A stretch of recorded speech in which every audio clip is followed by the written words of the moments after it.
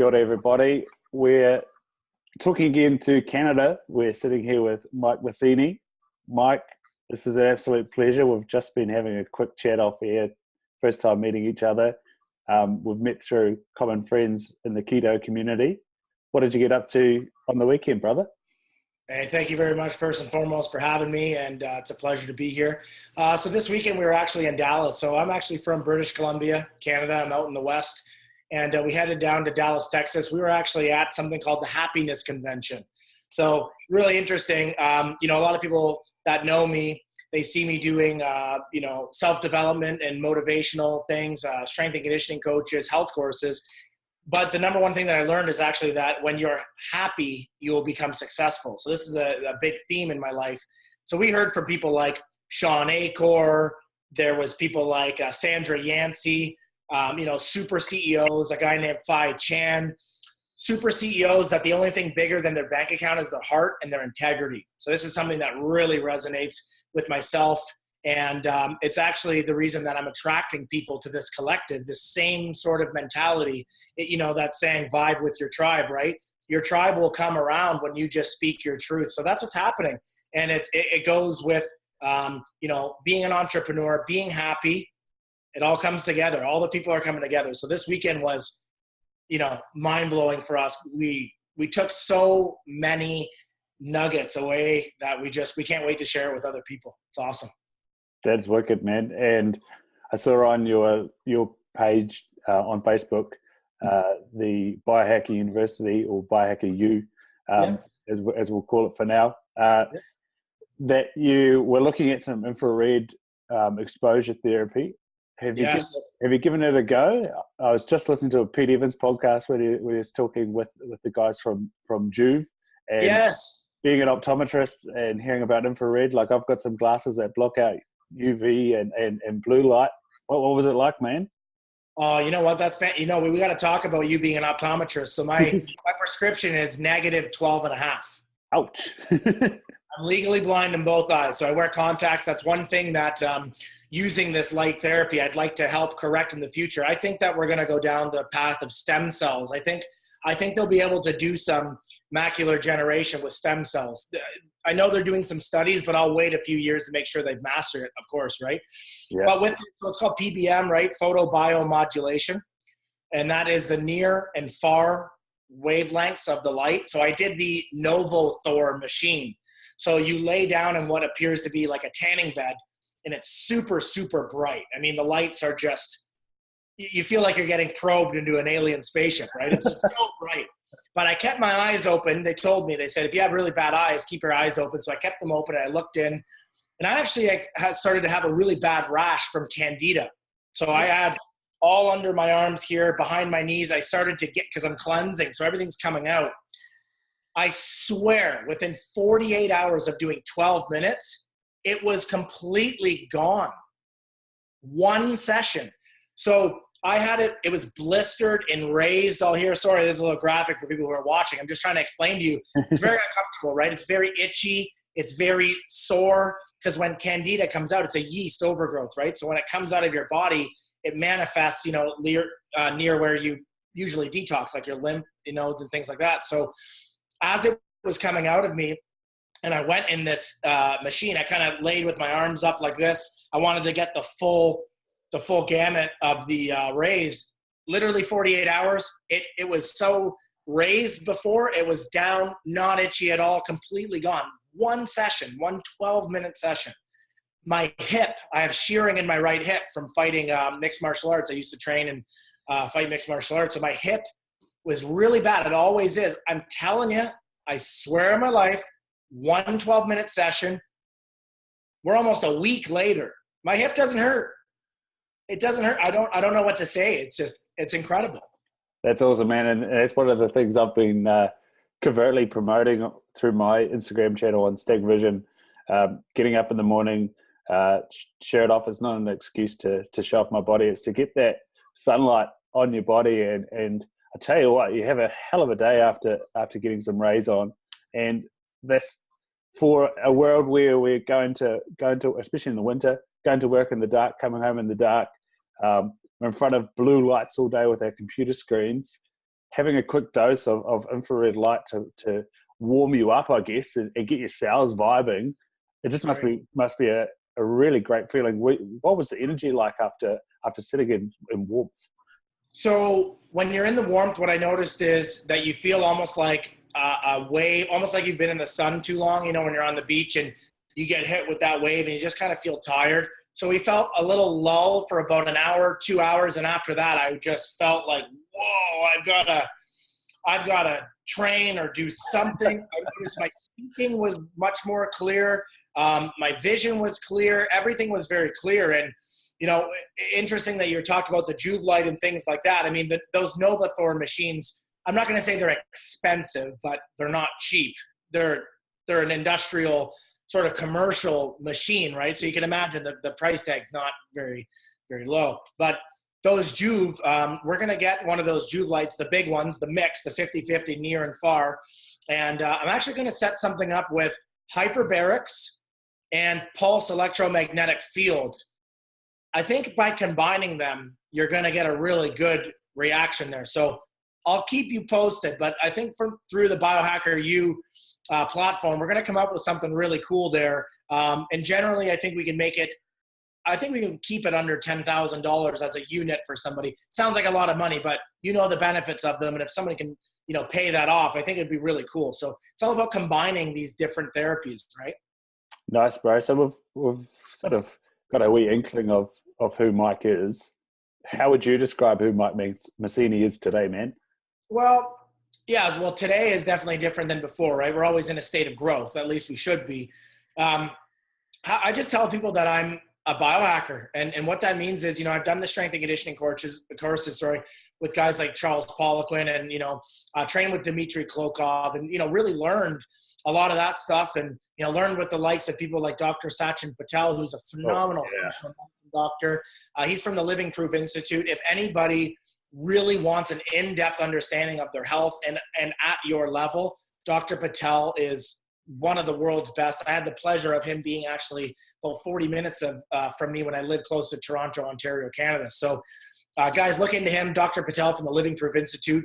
But that's why I tell people that I'm a biohacker. I mean, there really isn't another word for it. I'm just in the pursuit of doing things further, faster, right? I want to learn, how do I absorb nutrients better? Why is gut health important? Biohacking is also not just about your health, but it's about your finances and the rest of your life as well. So I think if we're going to life hack, you have to have all of these things in order. So I'm a big fan of entrepreneurship. I'm a big fan of elevating others to entrepreneurship. And I think that when we learn, one, to like create residual income, we learn to be happy first, happiness first, success later. One of the things I took away from Sean Acor this weekend in Dallas, you really learn how to gain control of your life. And when you do that, anything and everything that you've thought of, your dreams become your goals and they become goals that you meet. So that's what I'm a real big fan of. I'm a biohacker. That's it. Awesome, bro. And you just said about making sure of your gut health. Now, I was telling you how I've just cleared away some mold. I've sealed up my gut. It's no longer leaky. I can eat dairy again without worrying about it harming me. My thyroid function's back up. My adrenals aren't just cooked from all this stress in life, which I don't think I feel, but my body obviously is bearing it inside me. Well, was. And so what's your experience? We had to sort of push this back half an hour or so because you're visiting your naturopath, which is not too common in New Zealand, naturopaths. Could you, one, explain what naturopaths are and why they're so awesome, and two, this journey that you're about to go on, man? Absolutely, yeah. So I was just with a naturopath here, and I'm going to be working with her. She's absolutely fantastic. She's from Lighthouse Chiropractic here in Kelowna, British Columbia. But I will be working extensively with Dr. Patel as well as I go back to Ontario for a few months. He has an ambassador program, so I'm going to embark on that and learn from him as I gain control of my health. But Dr. Haley Canister here, she's absolutely fantastic. So we did some tests. So we did a live and dry blood cell analysis. If you haven't had it done, it's really cool. It doesn't give you the exact problem, but it leads you on the breadcrumb trail of what is going on in your body. Now we'll get into some more extensive tests. I did my genetic testing. I think you can see it right here. It's by a company called Gene Blueprint. We will have those available on BioHacker U as well. So people will be able to, for a very fairly inexpensive cost, be able to test their genes. That'll get into like aerobic and anaerobic responders and, you know, more of the physical attributes and things like that. But what we're doing is we're trying to find what's going on with my gut health. As you were mentioning, leaky gut. I do have leaky gut, so we're going to heal that up with a gut protocol. There's a lot of pathogens and a lot of things that shouldn't be there. Might be a little bit of SIBO, like small intestinal bacterial overgrowth. Essentially what that means is the bacteria that's supposed to be in this part of the gut is in a different part of the gut. Guys, there's so much to your health that people don't even understand, but it sounds like a lot, but if you're working with a really good practitioner like a naturopath, you're going to find those things out. So what a naturopath is essentially the way it should be. It's using plant, herbs, tinctures, natural medicine to heal your body. And that's what functional medicine is as well, right? We're taking, for example, if you have to heal your thyroid, what they do is they take extracts from animal thyroid and they actually give it to your body. That's traditional Chinese medicine, right? What you're deficient in, if your kidney yang or kidney yin is deficient, you're going to take kidneys from healthy animals and you're going to take that. It's much like, and I don't know if I can wrap my head around this, it's much like when women get the placenta and they get it put into the pill form. It's the exact same thing. There's so much nourishment in there, right? And I'm sure that, you know, some people in the vegan world, they want to argue this. And I have nothing against people who are healthier eating a certain way. I'm just a big believer that animals, especially, you know, wild animals and eating very healthy, that's where we get a lot of our nutrients from. They're fantastically healthy, and it's the love of animals, which is why, you know, we get into things like hunting. It's not, you know, it's not a cruel thing, but, you know, seeking a good naturopath or a functional medicine doctor, the borders are being, you know, larger and larger, where you can work with a naturopath in Canada if you're in New Zealand or in the US, anywhere in the world, because we have things like Skype, we have things like Zoom, and you can really work with them. So if you don't have somebody in your area, you know, maybe people want to comment or ask questions where they can find a good naturopath or functional medicine doctor in their area, we'd be happy to help them for sure. Awesome, man. You spoke on so many topics there. The capsulized placenta, I have an N equals 1 with my partner Alex, and it is great. You've just got to think about being pregnant. You've had 8 months of a massive dose of progesterone, which is so good for your well-being and your mental health. And then just like that, within a day, it drops. You've got these intermittent doses of oxytocin every time you hold your child, every time you breastfeed. But away from that, and I know observing Alex, she can feel a little low, but that placenta is amazing. Some people just go straight in and cook it up and eat it. But talking with the lady that capsulated it for us, she said, well, that's a little bit of a waste of such a powerful little dose that you can extend out over that sort of, you know, vulnerable 2, 3, 4 week period. So that's awesome. Taking things naturally that, you know, from animals. You spoke about a shearing hip. 2 years ago, I had hip surgery for a cam impingement, and around that time, I started taking deer velvet. Now, again, this is at N equals 1, but did not need any of the painkillers. I was given tramadol. They were in my hunting pack just in case. And the only reason I was taking the anti-inflammatory for the prescribed time was because they had to drill a couple of holes in my hip socket, which was giving me the benefit of some stem cells, which was great. And that was it. And my recovery was too, you know, way ahead of schedule. So again, N equals 1. I might just had done some good prehab, but I can tell you, joint pain with velvet is amazing. And then naturopathic medicine, if you're looking for somebody in New Zealand, Steve Joes, who I saw in Hamilton, he's the man. And also we've got Be Pure NZ. They are awesome. Ben Warren, and he talks about that thyroid link. And if you've got leaky gut, you're letting immune activating proteins into your body. For example, gluten and dairy, they can cross that gut margin really easily. And your thyroid filters your brain. And so if you've got these inflammatory things circulating in your blood, your thyroid's going to stop, and it's going to do one of two things. It's going to highly activate it and pump out heaps of thyroid hormone, or it's going to basically attack itself and degenerate, and then you're going to have low thyroid. So that's where that comes in. Mate, tell us about your holistic nutrition background personally. You said Dr. Patel, you've done some work with him, and you're going to travel on, carrying on learning about this. What's going to be there, man? Yeah, so I have a background in natural health and holistic health, and I've learned from a lot of different people. It's actually hard to find courses. So when I started this journey about 12 or 13 years ago, it's very hard to find courses. So what I did was I just got my hands on any information that I could get. I was always reading research articles, and there was actually this one. It was actually a bodybuilding magazine, believe it or not. It was called Muscular Development, and I used to collect these every month for I think a period of 10 years. And they had this summary of all of the different world's top university studies in areas of supplementation, natural health, training, longevity, all of these things. So I would just read the summaries of all of the studies that were going on all over the world for the last 20 years. So I really, got a good jump on that.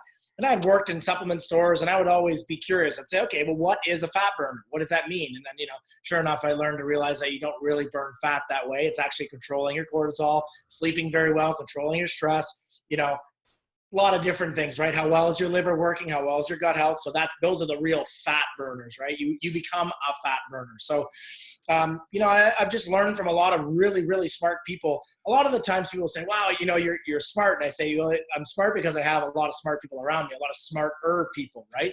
So I'm constantly learning. I guess you could say, I want to be a professional student. I want to learn, but I didn't find comfort in secular school. I'll be honest with you. I don't have a secular education at all. I actually dropped out of high school with a grade 9 education. So it just didn't work for me. I always say that school, if you're like someone like me, school in the secular world is like you're trying to get a fish to learn how to climb a tree. It's not gonna work, right? Fish don't climb trees, right? So I'm going to be very ineffective at that. Now, if you have a squirrel can climb a tree very well. So those are the people who should go to school. And there's nothing wrong with that, right? You either are a fish or a squirrel or a bird, and there's nothing wrong with that. But I found like I was a fish. I was always trying to find my way, find my path. And I found that was actually through private education. So learning from guys like Charles Poliquin, learning from guys like Dr. Patel. So I embarked on, I always found nutrition a little bit more intriguing than training. Not that I don't like the training background, but I did lose interest in trying to get, I trained some professional athletes and I helped a coach named Steve Bodanis. I learned from him. He's one of Canada's top strength and conditioning coaches. He owns something called Athletics with an X Performance. You guys can look him up. He trains professional sports teams in Hamilton, Ontario, and he was actually called out to do the NFL and the U.S. Combine and stuff like that. Phenomenal strength coach. I've learned so much from Steve. He used to help me train when I was young in MMA. He would get me in shape for MMA. And, I just learned from all these guys, but I said, I would like to have some credentials. So I have the metabolic analytics credentials, both in adrenal and gut health, strength and conditioning, neurotransmitter profiles, training under your neurotransmitter profiles, advanced strength and conditioning with Charles Poliquin. But I just thought, hey, I'd really like to one day be a functional medicine doctor. I really would. But do I really want to go and sit in school to become a naturopath for 7 years and then go and do a functional medicine? No, I don't. So I'm going to start doing the FDN course, Functional Diagnostic Nutrition, where I will then be able to read the labs, work with a functional medicine doctor, I'll still allow them to be the expert, not myself. I always say, again, I have some really smart people around me. So doing that through BioHacker U, being able to have inexpensive gene and, lab tests, having that collective. Now we're creating a profile based on you. Doesn't matter where you are in the world. You could log on to BioHacker U, create a profile. We're going to know everything about you, work with top functional medicine doctors and coaches, and create an affordable, effective program around your lifestyle. So that's really where this is going. And I'm beyond excited to share that with the world. I mean, in the next 90 days, we're going to see some really cool things happening in that space. So I'll be excited to share it with you when I see you in person, which should happen in the next 4 to 5 weeks, which I can't wait. That'd be awesome, mate. So the metabolic training, what are some tools to stay under that sort of, overexertion or something? What are some tricks and tools that you implement? Yeah, so you know what? I always tell people, Charles Poliquin has told me this. He goes, look, I'm going to say that when you're giving people effective advice, treat it like a fight. Okay. And I go, okay, I'm listening. Go on. He goes, if you're trying to dispatch someone, do you want to spend 10 years learning the flying, twisting, triple tornado dragon kick? Or do you just want to poke the guy in the eyes? What's more effective? Anybody can do this, right? And poke him in the eyes. He said it in a funny way, but it's true. What is the fastest, most effective way? So simple things like having an 1/8 tablespoon of pink or colored salt, gray or pink salt in the morning, filtered, preferably structured water. We can get into a whole conversation about that. I'm really learning a lot about that. I love that. The best kind of water at minimum, reverse osmosis. It doesn't have to be alkaline. People have a big misconception about alkaline water as well. It can be base. That's fine. The minerals will naturally alkalize it. We put an 1/8 teaspoon of those colored salts in and a half of a lime or half of a lemon in lukewarm water, and you can start your day that way. That's going to, charge the adrenals. Salt's good for 1,000 different functions that we know of. Super, super packed with trace minerals. That's a good way to start your day. First thing, to really hydrate your body. Yeah, that's one. Nice, man. And do you go into any of the sort of heart rate variability or? I'm getting there. I'm super excited about this. Yeah. So that's going to be part of our training. So one of the interesting things that people will see over the next 120 days under BioHacker U is we're going to actually see my transformation. Mm-hmm. So I'm currently about 240 pounds, about 25% body fat, and a whole host of, gut health issues and, toxicity, heavy metal, parasites. There's a lot of things going on. So as we go through this 120 days, you're going to see me using tools like heart rate variability, the Juve light, infrared sauna, PEMF, pulse electromagnetic field. We're going to have a total change using all of these tools. So I'm excited to use the heart rate variability for sure. I hear Ben Greenfield talking about that quite a bit, and I'd like to really master that area. That would be cool. Speaking of biohackers, Ben Greenfield's an absolute freak. He lives in the bush, has a sauna and a cold pool with him, goes and picks mushrooms. He goes surfing. He's nuts. I love him, and he's one of the people that I'd love to have a chat with one day. But no, you said MMA. What was your sort of key discipline with MMA, or did you have a specialty in MMA? Yeah, so that's funny. Actually, I took the George St Pierre approach early. So when I started training, George St Pierre was the TKO champion in Canada. He wasn't even a UFC fighter yet. I had looked at George St Pierre's training and I said, this must be the future. You see him training boxing with a boxing coach. You see him training Muay Thai with a Muay Thai coach. You see him training jiu-jitsu with a jiu-jitsu coach, wrestling with a wrestling coach. And I had a strength and conditioning coach. So I actually had a huge advantage over 95% of the competition. Now, that being said, I actually never got to the point where I fought MMA because of my eyes. I actually got a bungee cord in my eye when I was young, when I was 5 years old. It actually ripped right through my eye. And you probably won't be able to see from here, but I actually have a hole in my eye here. So I have it appears to be 2 pupils in my right eye. So it takes in too much light, which causes me not to see properly. But when I was 20, I was going to have my first professional fight because in Canada at the time, there was no amateur fights. You could go across the border, and I had done some grappling tournaments in Buffalo, New York, and things like that. But, I wasn't able to fight because the I don't know if it's the optometrist or the eye specialist basically said, look, you're never going to get cleared to fight. Your eyes are horrible. If you took one elbow, one knee, one good shot, that retina is not stable. You will lose your eye. You'll totally lose your vision. So they said, under no circumstances will you ever, as we know, this is going back 12 years ago, you're not going to be able to fight. So when I heard that, I actually didn't hear it. But when I looked over across the room and I saw my mother devastated that she knew my dreams were crushed, at that point, I had dropped out of high school. I was working, but I was actually training 2 or 3 times a day, 6 days a week. That was my life, I didn't really have a set discipline. I trained everything equally. And I noticed that really paid off because I developed my own style.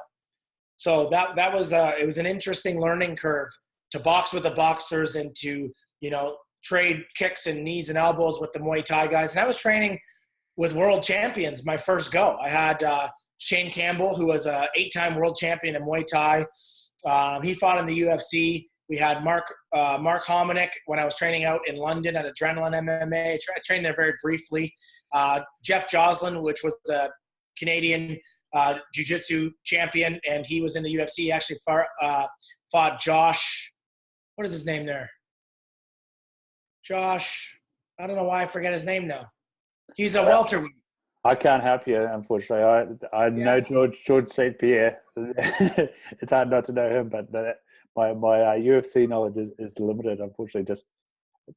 I just know that it's a freak of sport, and I love how Joe Rogan puts it. It's what is it? Something like high discipline problem solving with dire consequences. Exactly. Yeah, it's a high discipline chess match with dire consequences. I think it's pretty interesting, though. It is. I mean, your brain must operate at 1/100th of a thousandth of a second. I mean, and you've got, it's almost like you're on autopilot. That's what I tell. They go, how do you see that? You don't really see it. You just become. It's almost like, when you're out in the bush, and there's that 3-hour period where you can't see anything. Like you're looking on the hill and you can't really see anything, and you're looking over, and then automatically your eyes adjust and your ears adjust and your smell adjusts, and you can taste differently. You almost taste the air. Everything changes. It's exactly like that. You don't tell your body to do that. You don't look for it. It just happens, right? Yeah, it's kind of like, oh, there it is. Yeah, exactly. No, absolutely. Now, mate, something that we ask a lot of people on here is what is a key characteristic of you as a 5-year-old, and how does it show through today? Now, I asked Ryan Muncie this in one of our previous episodes, and he said that he thinks back to a picture of himself with a sling and a 2x4 over his shoulder like a guitar, thinking that he's the boss, Bruce Springsteen. And he said, I like to live my life now envisioning myself as a rock star and try to follow that through. What's something for you, man, that follows through today?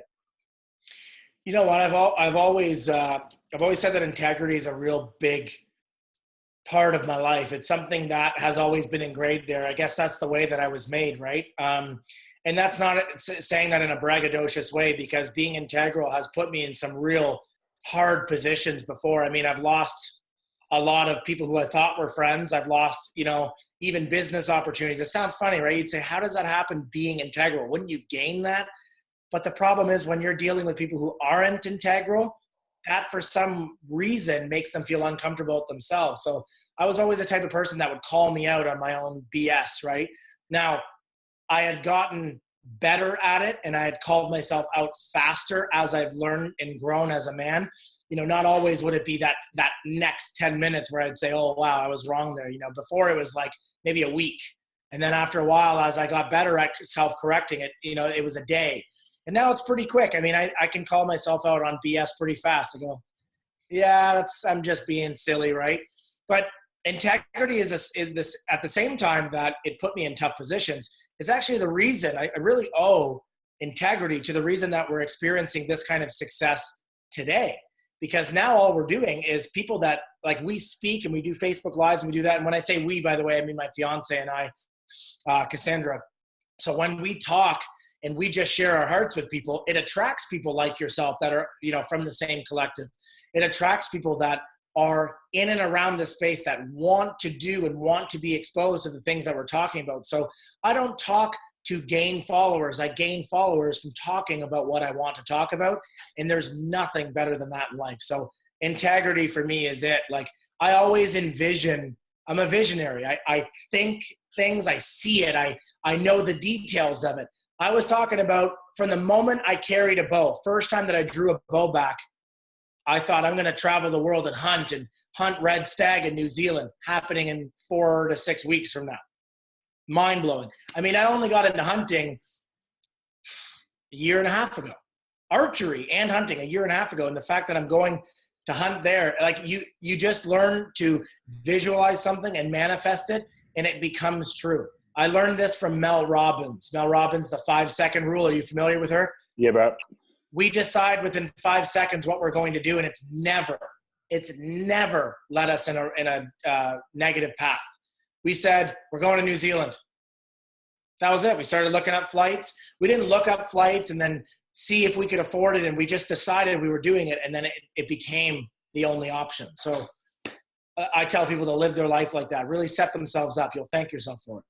Mate, and that's why we resonate. That's my sort of 5-year-old habit. I was a big dreamer. Even before 5, I was in the backyard of my house winning the Rugby World Cup, winning the Football World Cup. I was David Beckham for a long time, and it's just about that ability to dream, to think about what is it that, if I could do anything, what is it that would make me happy? And my current dream is to own this deer farm, but it's not just a deer farm. It's a complete picture. We have a restaurant, we have gardens, we have all these other animals that it's just self-sufficient. And, like you say, it's a dream that you picture, and every day you're doing things to go, oh, that's closer, that's closer, that's closer. No, it's awesome. Well, I'll tell you what, that actually really resonates with myself, being a foodie, and that plays into the hunting show that we were talking about. So I'll tell you what, let's get to know each other a little bit more. Let's talk about this plan, because you'll definitely have somebody who has vested interest or wants vested interest in that. I'm all for that. I absolutely love that idea. Awesome, right? Now we've briefly teased hunting there, and yesterday I was interviewing the guys from Modern Huntsman in the States, and that episode will have aired by the time I put this one up. But what got you into hunting? Because it gets a lot of kickback, and that's what the dudes at Modern Huntsman are trying to do. They're trying to change the perspective of hunting. How would you like to give your 2 cents to what is really something that's not about killing? It's about growing yourself. It's about creating an environment which tests you, which pushes you, which often gives you failure, but an amazing experience. How would you describe it to people out there? Yeah, so how I got into it was actually, over the years, my brother had said that he wanted to own a farm. And, we had talked about who would do the harvesting, the slaughtering of the animals. And my brother said, I don't know if I could do it. And I thought, I don't know if I could either, but I guess I'll have to do it. I guess I'll have to learn. And this is before I understood, where money for all of our clothing, 11% of that goes to. This is before I understood that hunting is conservation. And, I just started listening to podcasts like Joe Rogan, and, I'd gotten into archery, and I said, hey, could I really aim and take aim at an animal? Could I really possess the skills? And as I started to learn and listen to Joe, I thought there is probably very few things that are as difficult as being a skilled archer, a skilled hunter.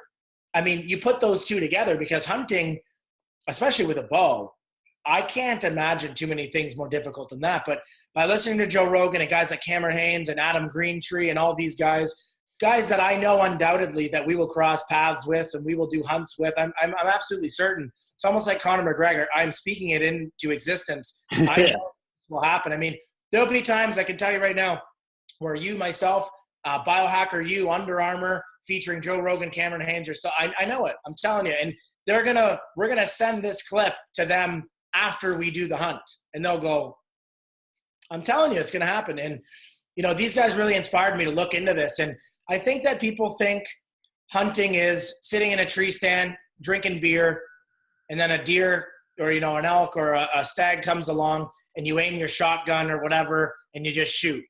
Well, that may be true for some people, but not the hunters that I know, not the hunters that I follow.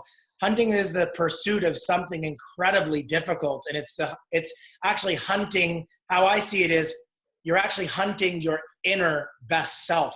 You're hunting down your future self, right? It's so difficult. People don't realize, if you're going to eat meat, and I do think that if you are one of those people, where I believe it's a large majority of people who should be eating animal products, animal meat, animal organs, bone marrow. These are things that are significantly healthy for us. And there's the outliers. Don't get me wrong. There's the people who should be vegan. That's just true to their genetics. I do believe that, but I don't believe it's as many people as they think. And, a lot of people, they're vegan for animal cruelty reasons. That's okay. I'm never going to tell you how to live your life and how to think, but I love animals. So far, I haven't even been successful as a hunter. I've only been out for one season. Interesting story. I actually took aim at a buck. wasn't very old. I think he was 3 or 4 years. Again, I'm still learning. So I actually had an interesting experience where I didn't understand how fast the animal drops, that drop. And interestingly enough, I was unsuccessful for the day, and I was coming out of a field, an alfalfa field, and I had noticed that there was 2 does and a couple of fawns, and they were running around and being playful. So I didn't want to disturb them, right? So I just waited, and I waited on the tree line, and they got about 125 yards. I was range finding them. And I noticed that was far enough away where I could start walking slowly into the field and start heading back to the property I was hunting on. Well, sure enough, I head out, and a buck comes right over the hill, and I saw his antlers, and I went, oh, geez. It wasn't dark enough yet. It was still shooting light. I had enough time. So I went down on one knee, and I knocked an arrow, and I sat down, and I range found him, and he was 75 yards. I said, okay, that's too far. I'll wait for him to come in under 50. Well, sure enough, it took a half an hour, and I'm just sitting there on my knees, and I'm looking right at him. He's looking at me. He doesn't really know that I'm there, as I'm on the low point of the hill, and he's at the high point. The sun's behind him. And he knew that something was there, but he wouldn't move. And he literally stood in the same position for 30 minutes. Now, as you know, 30 minutes when you're on your hands and knees, not moving a muscle, feels like a half of a day, right? Feels like 6 hours. So I'm sitting there going, oh, geez, will you just come in to under 50 yards? Sure enough, after literally 30 minutes, I'm looking at my watch. I keep range finding him. He comes into 50 yards. He literally stood there for an additional 10 minutes, and he's standing face on. Well, I have my arrow and I have my release on. He turns broadside for maybe 5 seconds. I draw my arrow back.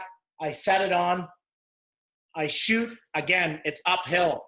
So these are new things that a new hunter doesn't know, right? The trajectory of the arrow aiming up. I shot, and he turned back towards me. I didn't see where the arrow hit, but I knew there was a hit. He ran off and was jumping, because deer in North America, at least here, muley deer, they will hop, but I was hunting whitetails, so they don't really hop like that.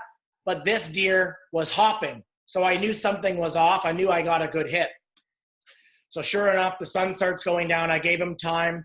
I went over, I looked with my flashlight, and I saw a good amount of blood. I said, okay, I'm confident that I hit him in a good spot. So I followed the blood trail. 4 hours, by the way. 4 hours I followed this blood trail. Again, this is the first time I've ever sent an arrow downrange and at an animal. So I didn't know what to think, and I'm calling all my hunting buddies. I'm going, what happened? I mean, I watch all these hunting shows, and the deer goes down, within 100 yards. What could have went wrong? Sure enough, I follow. It's real dark now. I have my flashlight, my headlamp. I follow this blood trail all the way down a valley, up a hill, in through super thick thorns. I'm cutting my way through. I'm going, what the heck is going on? I find the arrow, complete pass through. So I must have came out the other side and got lodged. And then he went down a tree, and it caught the tree and pulled it out. I had it. It was about midnight at this point. And I said, I got to do this in the morning. So I GPS my position, my starting point. I went back. I actually dragged my fiance out at 6 a.m. She was not happy about that. We went out. I looked for another 5 hours following this blood trail. I couldn't believe it. I lost the blood trail, and I was devastated. I felt horrible that I was unsuccessful. I felt horrible that I had shot and I had wounded this animal, and I didn't know what had happened. I was beside myself. I didn't even want to talk about it. It's something that still bothers me today, right? It's not the unsuccess. It's that you want to harvest an animal very quickly. You want to give it the best possible death and the fastest, cleanest death. And I was beside myself.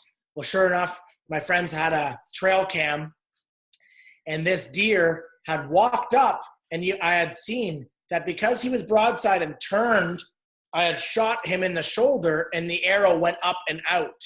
So I couldn't make sense of it. He was totally fine 2 weeks later. He was healthy, and I'm sure he'll live to become, a bigger, better animal in the future. But that was something that, it was my first experience. My heart was pounding. It was such an exhilarating thing, but I've learned a lot from that. I've learned I should have made him come in a little bit closer. And if I didn't have a perfect shot, I shouldn't have taken it. So that's something that in all humility, I'm very open and honest about. I've learned a lot from that experience, and I can't wait to be successful in the next 4 to 6 weeks when we come to New Zealand. Wow, no, that's the thing that you see in hunting as the success stories, but actually when you have conversations with hunters, it's about the humility of the failures often, and especially that learning curve. I know my mate and I, Daniel, we go down to, well, he lives in Queenstown, and we go over to Wanaka and Hawea to go hunting, and we had a rock face that had a number of tar on it, and this was our first real hunt just together, and we made a very similar rookie error. We were shooting up, and we decided to aim high. Now that was good for the tar because we didn't injure them at all, but it's just those little things that you think, oh God, what happened there? And you go back and you I don't know, probably open the first magazine that you've got and it has shooting up and downhill. Oh, there we go. That's what we did wrong. The other really incredible thing about deer, and I touched on velvet there, how it's amazing for rehealing, but deer themselves just have this incredible ability to seal off wounds. And as I said, I'm keen on deer farming, and speaking with plenty of the guys, they get animals that get injured and they think, oh bugger, this thing's goner, and especially at the moment in the deer industry, animals are so valuable, and it breaks their heart. But sure enough, these animals come back so amazingly, and you often see deer, the way they heal it, they'll calcify things up, they'll seal things off.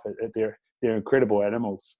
Now you touched, you had something there, Mike? Yeah. I was going to say, I mean, I think people, so real quick, they don't understand that, an arrow passing through, a double lung heart, that's the best death that an animal is ever going to get. So it has nothing to do. This is why we practice. This is why we send arrows down range. This is why we spend so much time obsessing over hitting something this big. It's to give the animal the best death. It's out of respect that we train and we're disciplined in our pursuit of something that we know is great. But that is the best death they're ever going to get, because if you look in the wild, maybe not in New Zealand because there's really no predators, right? But in North America, you hear guys like John Dudley and Joe Rogan and, Adam Greentree talking about this. Wolves don't kill deer and elk quickly, and elk kill other elk. They're found dead with massive punctures in them. If you've ever seen the antlers of these animals, they kill each other just to mate. That is a reality of life. That's the reality of life, is that life, in the life cycle, there is death. Death is apparent in the life cycle. So it's not about death. It's actually about life. And that's why we hunt. It's about sustaining and the cycle of life. So I just wanted to share that with people, because hunting is one of the most misconstrued pursuits out there. And, people like us are going to shed good light on it. Yeah, mate. And it's not even just the bucks or bulls or stags that do the injuring and the puncturing. I know we got a hind last year. She had a little bit of liver fluke, and the deer know, and she was in a group of hinds and fawns, and even those ladies have been beating her up. She had big scrapes all down her side, and nature's fierce. It's crazy. And mate, you said you're going to get the likes of Adam Greentree and Cam Haines and Joe Rogan on your show, and hopefully I can feature on there too. Although I'm in the same boat as you, as I'm a pretty amateur hunter. But what's the vision for this hunting show? Yeah, so you know what? I see a lot of these hunting shows, and like you spoke about, these guys start the hunting show in the dark, heading to their spot. They get out on the hunt, it shows them, glassing, that sort of thing. And then towards the last 5 minutes of the show, it shows them taking aim, shooting, and then it ends with them cutting up the animal and harvesting the animal. And I think, okay, that's great, but what have we not seen? We have not seen preparing for the hunt. So as a strength coach, this is going to be a big part of it. We're going to actually, and again, BioHacker U, this is teaching people. So we want to teach people what we're doing. Okay, so if I draw left, I'm a left-hand shooter, so I draw left. Is that going to create an imbalance in my scapula because I only do this motion left? Yes, it is. which is why I do this cable exercise, almost like a high rope pull for my right side. Is this going to create an imbalance in my lumbar spine? Yes, it is, because I'm constantly rotating backwards. So what can we do to create balance and create synergy in the body? And what exercises should a hunter that is a walk and stock hunter, what exercises should we be doing anyway, right? So that's going to be the first part of the show. The second part of the show, and I would imagine that it'll be a full 60 minutes long. People say, that's too soon. But here's the thing. If you are interested more in the training, you can watch the first part. If you're interested more in the hunting, you watch the second part.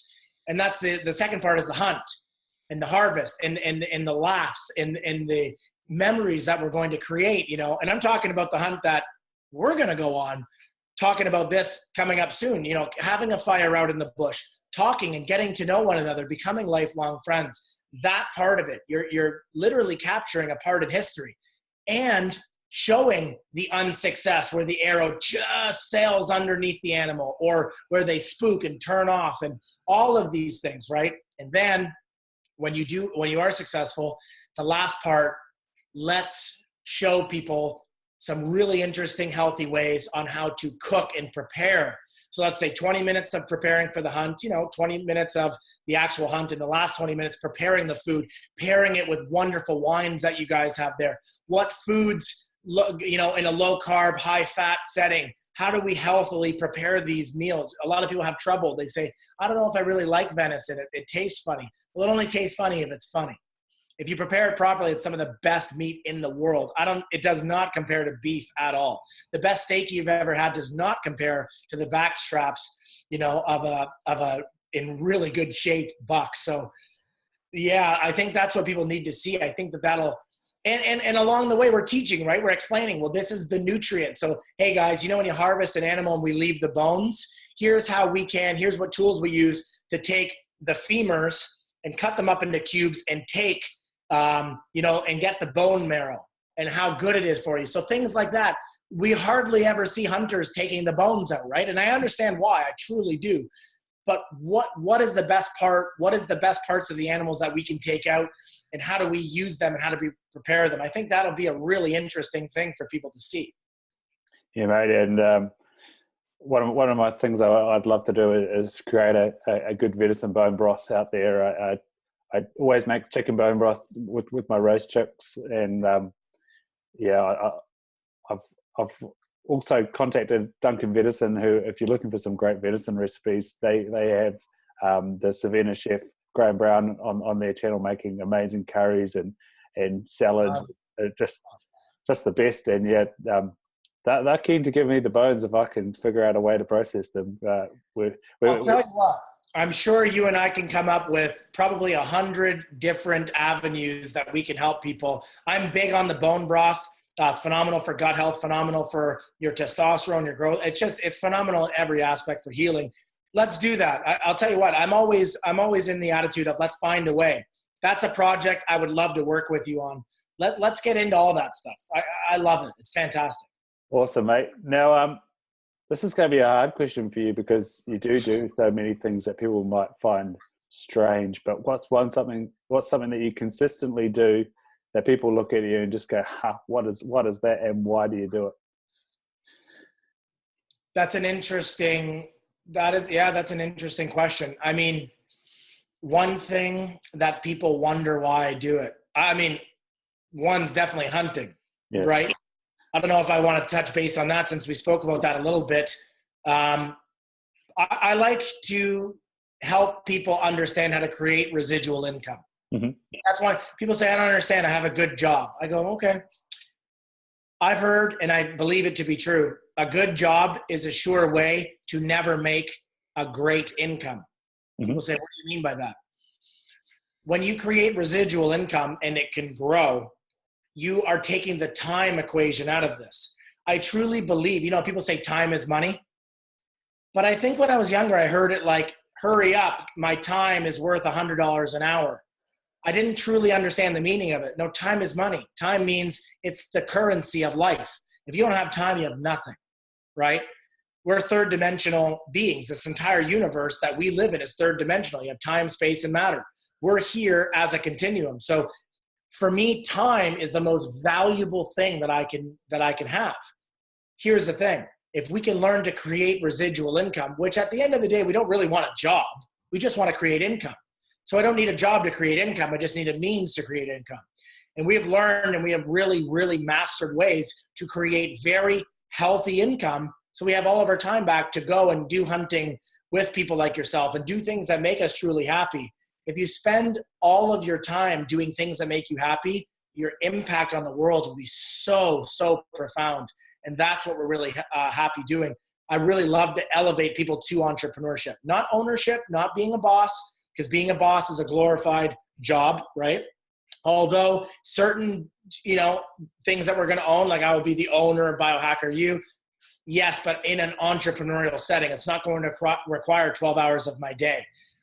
So it'll allow, people like yourself and myself to get out there in the bush and, create lifelong experiences and travel and things like that. So that's one thing people don't understand. They go, I don't understand. Like, why do you obsess so much about helping other people become an entrepreneur? Because I don't believe that there's a real other option where we can be super happy. I think if we want to be super happy, it's creating that time wealth. So that's what I'm really passionate about. Nice, bro. You got a Under Armour top on there, and you just said about saying things so it gets out there. What about that brand resonates with you, and why do you think that now you're a good fit? You will be a good fit, and why Mike Masini Under Armour is going to be awesome. Absolutely. So I see guys that are sponsored by Under Armour, guys like Cameron Haynes, Adam Greentree, people who are really integral, great people for the hunting community. I believe that, and I was told this by a lot of people, and I do believe it because I'm constantly working on myself and helping others. But, I want to be a part of the integral change of the view of hunters and what hunters stand for. And, as I work on my health and as I help other people work on their health, one of my goals is to be sponsored by Under Armour, sponsored by, a bow company. And I don't mean so that I can get free stuff. What I mean is to be an ambassador of their brand. One of the things I love is the Ridge Reaper. I love that, go where you don't belong. And that's the story of my life. Go where you don't belong. I never fit in with people. I never have. But it's funny. I didn't have to fit in. I had to stand out. And now people are joining my tribe and I'm joining other people's tribes. And it works so well by being who I want to be. So go where you don't belong by Under Armour is something that I live by. And I do like, never seen, always lethal. That's pretty cool, right? The Ridge Reaper saying there. But Under Armour is a brand. I really, look, I'm a stylish guy. I really like the camo. I think that's some of the coolest camo out there. I love the other brands and stuff like that, but not as much as I love Under Armour. I'm an athlete. I Olympic lift. I get into, some physical attributes when it comes to strength and conditioning. I just feel like I'd be a really good fit for the Under Armour brand, especially as I get, all dieseled up and in good shape in the next 6 months. So it'll be pretty cool. Yeah, that's awesome, man. Hopefully we can, track down the right people and they can see this and give you a phone call or an email. Absolutely. Now, mate, speaking of, where do people find you? Where do people contact you? Check us your handles. It'd be awesome. And we'll have all of this in the show notes. Yeah, so you can find me I like people to get to know me personally. You can add me on Facebook, Mike Masini, Masini. You'll see a nice picture of my fiance and myself there. You guys can also head to, there's a closed group and an open group. The Facebook page is BioHacker University. You can do the Facebook page, click like, we appreciate your support, and then click visit group. That'll take you right to our closed group. That's where we give free ebooks. We just did an amazing ultimate guide to detoxing, guys, which actually includes things like bone marrow and that sort of thing. We actually have some interesting stuff to share with you guys too, like nootropic infused coffee, like some certain ketogenic products, MCT oil, some instant stuff. It's really, really cool. Makes it easier for you guys when you're at work or where you're out or we're in the field that we can take with us. So we're constantly giving good content. And on Instagram as BioHacker University as well. So I always follow back. I love supporting other people. So that'd be fantastic to see, who's interested in hearing what we have to say. It's awesome. No, that's cool, man. And as I said, we'll have that in the notes as well as Session Patel. What's the book you've got there? We'll put that in there as well. The Big Potential by Sean Acor, guys. I highly recommend that. You've got to read that. It's one of the books of the month on BioHacker U. So we're all reading it this month there. And we're going to have our takeaways from the book at the end of the month. So you guys can join in there. That'd be fantastic. Wicked, mate. So what's a final message that you'd like to leave people with? It could be something that somebody's told you. It could be a quote you live by, or it could be just something that you feel you've learned that you find not enough people know about. Absolutely. So I tell people this all the time, that this is your life. Ultimately, it is up to you. I tell people to get out of their own way. That was in my way the majority of my life. And guys, leave the ego out of it. Ask really good questions. Knowledge not applied is useless. That's what I learned from Charles Poliquin. Guys, we can read all the inspirational quotes we want, but have you ever heard that quote? Just do it and do it and do it. Guys, just do what you want to do, and don't go and get a job. I mean, jobs, in my opinion, are stepping stones, right? They're stepping stones, but the one thing that people don't understand is that you go from each stepping stone and each stepping stone, and we think that we're on this path to growth. But what ends up happening is you just look back on your life and all you see is this trail of stones. At some point, it's time to take those lessons that are stones and start building a foundation. It's time to start finding a home. So all my stepping stones are behind me, and now we're starting to build a foundation. We're going to build a fortress, which ultimately is going to turn into an empire that's going to change people's lives forever. So guys, step into your greatness. Find it within yourself. Who are the 5 people that are around you? And if they're not lifting you up, if they're not serving your life, if they're not making you and challenging you to be a better person, sadly to say, you need to find a new group of 5. So that's my message to everybody listening in. Thanks so much, man. And that resonates with many messages that we've had before, especially the 5 people that are around you. And it's very easy to find people that inspiration. We've mentioned quite a few here today. And Mike, we could probably add you to the list because you're a powerful individual. Thank you so much for coming aboard. And it's awesome to touch base with another Canadian. You guys seem to be crazy in a good way, and I like it. And I think we've got a little bit in common over here in New Zealand. Absolutely. Thank you so much. I'm very blessed to have this opportunity, and I can't wait to hunt and have some labs on the hill together. It's coming soon, so look forward to it. Cheers, mate. Okay, thank you.